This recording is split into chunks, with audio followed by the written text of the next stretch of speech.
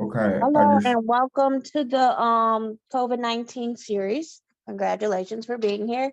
Can you start off by telling us how you identify? all right. I just got that right now. Okay. Okay. I identify as a man. My pronouns are him, and he's and yeah, but just him and his. You can just use that. I'm fine with that.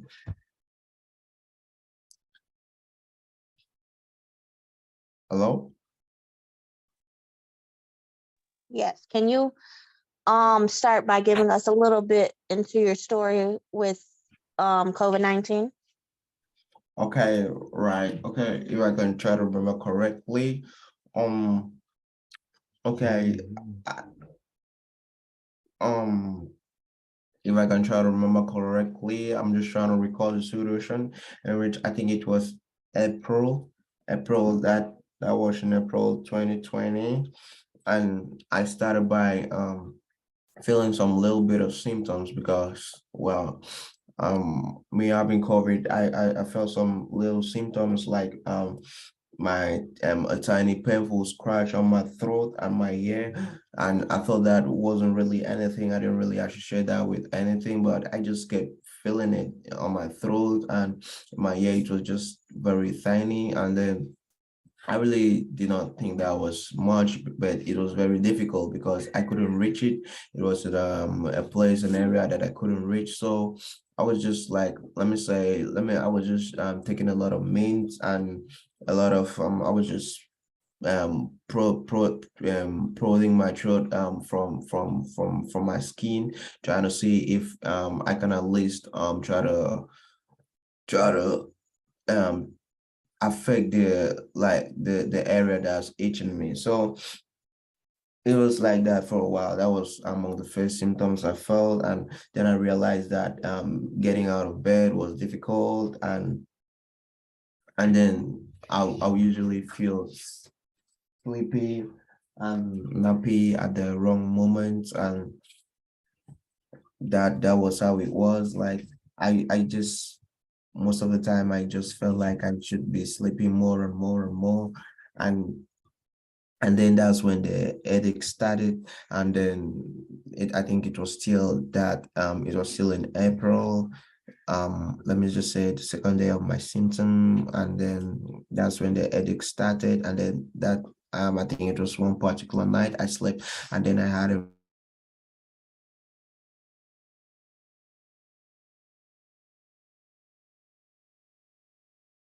I had a very high temperature. Hello. Yes. Can you also speak about your social interactions?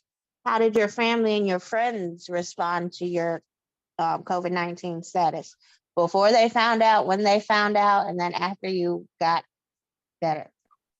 Before they found out, they were just really concerned that it might be something terrible because during the first few days, I didn't really tell no one about it. Like I thought it was just plain symptoms that might just go away after a few days, but after a while, it began to show, and because I had this temperature, this fever with me, and I was just sleeping too much, and then they kept telling me that I should try to like I should test myself to see if I'm negative and or positive, or if I had COVID-19, and I was really scared about doing that. I thought I'll be stigmatized and people would treat me like an outcast. So I didn't really think want to go along with the process, but there came a time when the symptom was very strong. I had anxiety. I was just really scared for my life at that moment. I didn't really think much about whether if people are going to think less of me. So because during this period I could not eat much. I didn't have enough energy in me. I felt very weak, very fatigued, and besides my temperature was very high. So going through the bathroom um and having a shower felt like torture to me. So it became very strong till I had to have my mom call an ambulance, and and then they called an ambulance, and then these people, the paramedics, they were fully dressed. They didn't let anything of any part of my skin come in contact with theirs. And then yeah, just in the back of the ambulance, because I think I was very weak to even sit down. They carried out the test, and then my temperature was, because my temperature was very high, it indicated that I had COVID-19. COVID-19, and my appetite was very, very, very, very. I had low appetite. I lost a lot of weight in that period because I found it very hard to eat anything. And think it was just, I felt very, very dizzy most of the time. And yeah, that was just about the symptom. And yeah, is there anything else you want to hear from me at this moment? Yeah, can you tell me about the medical aspect of it all? Like, how were the doctors during that time, and then just your access to resources in general? Yeah, I was placed in quarantine when I got to the medical center. I was placed in quarantine for 2 weeks, and I think they were just, I don't know what kind of medications they were giving me, because I was just not interested in medications. I was just interested in my health. So I was placed in quarantine for 2 weeks, and then after a while I began to feel better, and then they carried out the test again, and the fever was gone, and my appetite was good. And that's when they carried out the test. Even before they carried out the test, when my fever was gone and my appetite returned, and I didn't really feel so anxious anymore. I just knew that, yeah, I think the COVID-19 is gone, and that I'm doing great, like better than I was when I was with the symptom, like when I was showing signs of COVID-19. Okay, can you give or give some guidance to people who feel like COVID-19 is not real? Because there are still some people out there. What would you say? Um, my guidance, my advice to people who think that COVID-19 was real, I don't know what sort of advice I can give to such people, because they were watching the news. I think everyone was on social.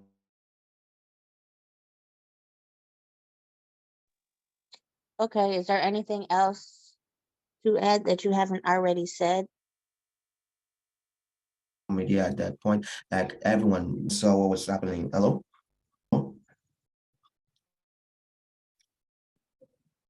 Hello?